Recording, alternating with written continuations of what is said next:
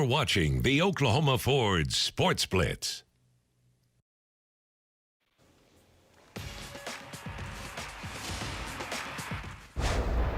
Really poor execution, and just got to get better. I mean, put our heads down and go right back to work. You know, at quarterback, evaluate that and figure out who the best guy is to, help us get to number 4, find our 4th win, and put everything we got into getting ready, dust ourselves off, and go right back at it.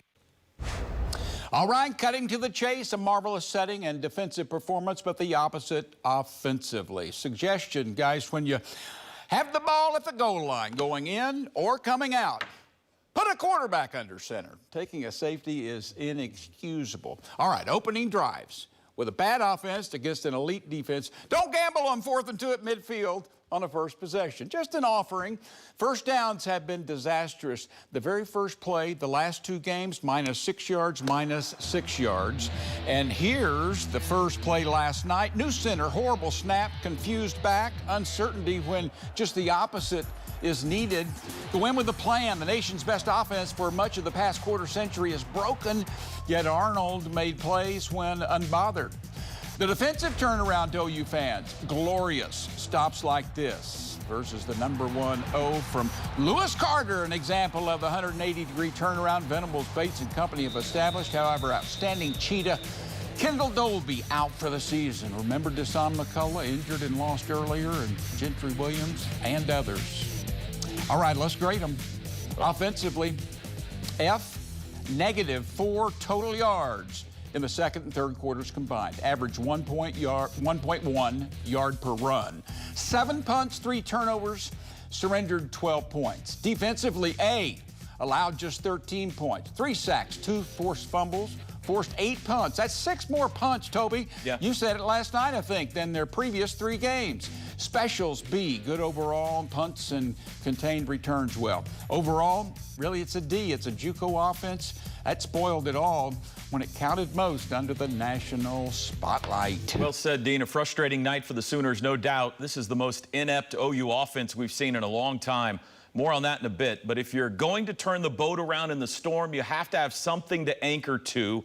And we now know without a doubt that Oklahoma has a legit defense this season. They were sensational against one of the best offenses in America Saturday night. Most notably, Broken Arrow's Robert Spears Jennings. He was everywhere.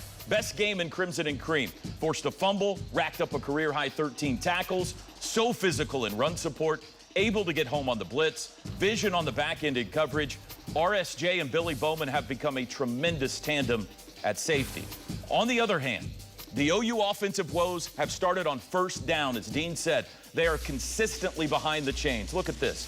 On 19 of 30 first down snaps last night, the OU offense had no gain or negative yards. Woo. 19 of 30. Add that to a pair of fumbles, an interception, and a safety, all on first downs. Just no chance when you do that. Anemic. All right, let's get some quick thoughts in. First off, incredible atmosphere, Dean. You mentioned it off the top. One of the best I've ever seen in Norman. Sooner fans, you showed up big time. More injury troubles. Nick Anderson and Taylor Tatum left, didn't return. Deion Burks also dinged up. Bad situation for the receiving corps right now. You were all over this a month ago, Dean. Yeah. Dino, how do you see the quarterback situation, though? This is what everybody wants to know. Yeah, Jackson Arnold, understandably jumpy and gun-shy, put in the worst situations imaginable. There's no offensive identity. A depleted, injury-ravaged receiver group, and O-line that's consistently allowing pressure in his face. Put Arnold in Arch Manning's surroundings in Austin last night, and he'd have better numbers than Manning with elite line and receivers. It leaves you in a catch-22. A good chance benching a highly coveted freshman quarterback erases long-term upside of what a good Arnold could deliver in a healthier atmosphere. Already transfer, talk, and rumor, triple-down effect. Starting Hawkins is the way they will go, of course, logical in that you need the most athletic, mobile quarterback to dodge defenders and keep tons of plays alive. Best decision short term, but dangerous and big gamble long term, in my opinion. Heupel said afterwards that Tennessee took a different approach on defense with the big lead in the second half, which allowed Hawkins and OU some more yards, but minimizing big plays. The kid, though, can do it. After having, John. Yeah, well, I mean, you know, Dean, this is probably unfair because I'm looking at this from way away from the program. The body language, and it's understandable. When you are missing as many athletes as they are missing, but there's something about the body language with Arnold that doesn't really, and so I'm not surprised that Hawkins came in, even if it hadn't been quite as bad as it was in the first half. Well, as for body language, I can tell you what my body language would be if I had that much heat in my face all the time and you had fans booing finally. I've been through some of that. Sure. You know, you give them that. And then you come off the sideline, and instead of having a coach there with you, like a former offensive coordinator or someone there, it's kind of you're on your own, go sit down. I understand what you're talking about, but there are some reasons behind it. Yeah. You know, after having Heisman quarterbacks and elite offenses, but bad defenses that kept OU from winning natties, I'm optimistic. You know, the Venables defensive turnaround here, it's here to stay. And now figure out the offense, and away we go. Well, in terms of Stillwater, Mike Gundy had this to say after the loss to Utah. I have a ton of respect for them. Ton of class organization, well coached, great guys after the game, very class, first class all the way, and came and played physical and ran the ball. But I felt like I told the team, you guys gave them a game. That's Mike Gundy, 22-19, the loss to Utah at Boone Pickens Stadium on Saturday. Very similar, guys, to what unfolded in Norman last night, the way the game and things within the game happened, including the end result as the preseason Big 12 favorites make a statement. Now, offensively, despite showing a new look, Ollie Gordon in the Wildcat first quarter handing to Brennan Presley. It's a play that picked up 11 yards. There wasn't much working for OSU until late in the game, and that was the only snap from the Wildcat, by the way. Two big issues. The Cowboys couldn't run the ball effectively, and Alan Bowman had a first half he'd like to forget.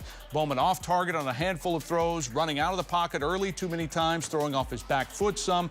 He was pulled at halftime. Backup Garrett Rangel had a third quarter he'd like to forget, and Bowman then returned.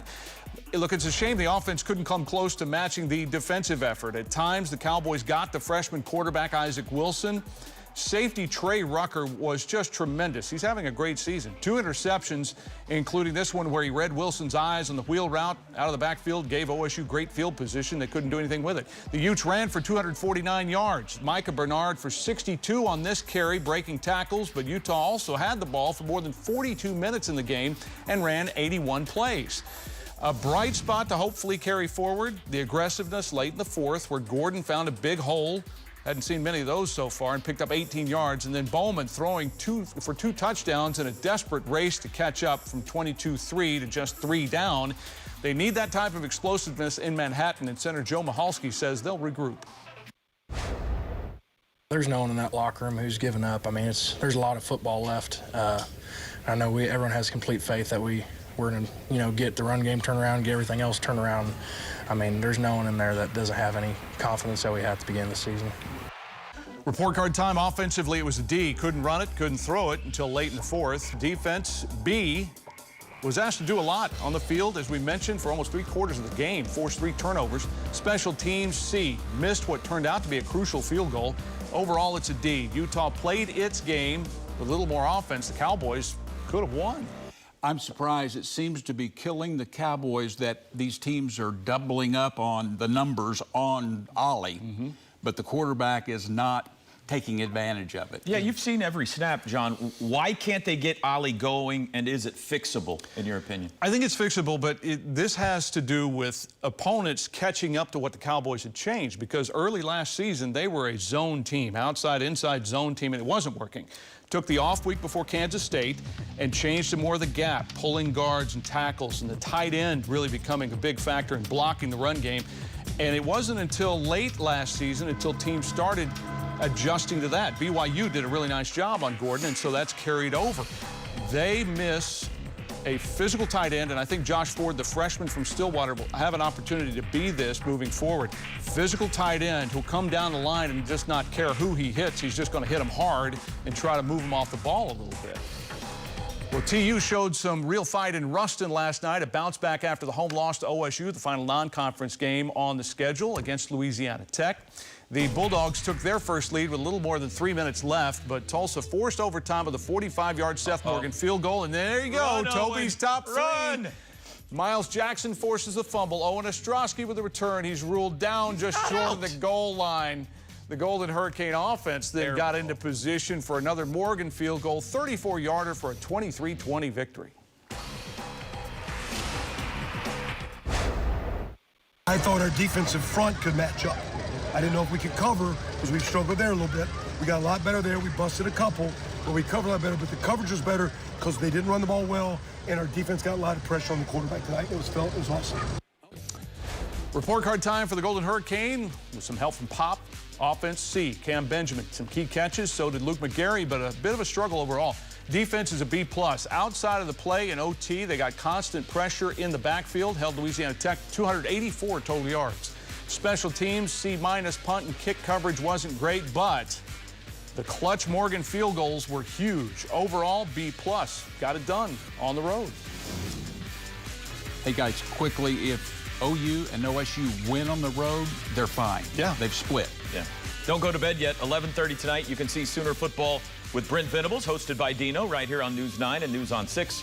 Dean sits down with the head coach to look back at last night's loss to Tennessee. Up next, we take a look at next week's opponents for the Sooners, Cowboys, and Golden Hurricane. Plus, I'll make my score predictions, and you'll get rich. Report Card is sponsored by your Oklahoma Ford. Hey, we're back on TV with our viewer question. We have one Saturday left in September coming up. Oklahoma State and Oklahoma will play outside the state for the first time this season. Our question is from John in Cashin tonight. He wants to know, what has surprised you the most about Oklahoma and Oklahoma State football this season? Gentlemen? Well, what surprised me is how you can have that many injuries in such a short amount of time. It's unbelievable. I hate talking injuries because it sounds like an alibi, but it's crazy. But it has to be what we've talked about, guys, is the offensive struggles. Mightily in Norman and not so good in Stillwater. Yeah, yesterday was a little eye-opening because you thought that maybe they're going to get it on track. But then again, you know, Utah has been solid against the run now for years, so that shouldn't be much of a surprise. I do think that adjustments can be made, but the lack of the yards for Ollie Gordon has been a surprise. The injuries haven't helped because of the supporting cast, but I'm surprised that Deion Burks has had such a limited impact. I thought he would be a big playmaker for this team, and I know there's reasons why, but he just can't make any explosive plays right now. And Toby, he has that soft tissue injury. Don't be surprised.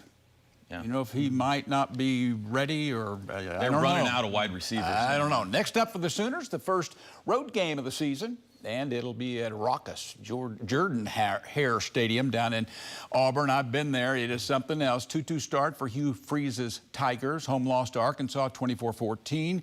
That was yesterday, but when I called the game down there, the atmosphere was just absolutely incredible, and it still will be. They're just those kinds of fans. Despite their struggles, this is going to be a battle. Auburn is stout on defense, but they're struggling at quarterback. Yep, Hugh Freeze trying to find a trigger man that will stop throwing it to the wrong team, Dean. 8 interceptions in the first 4 games.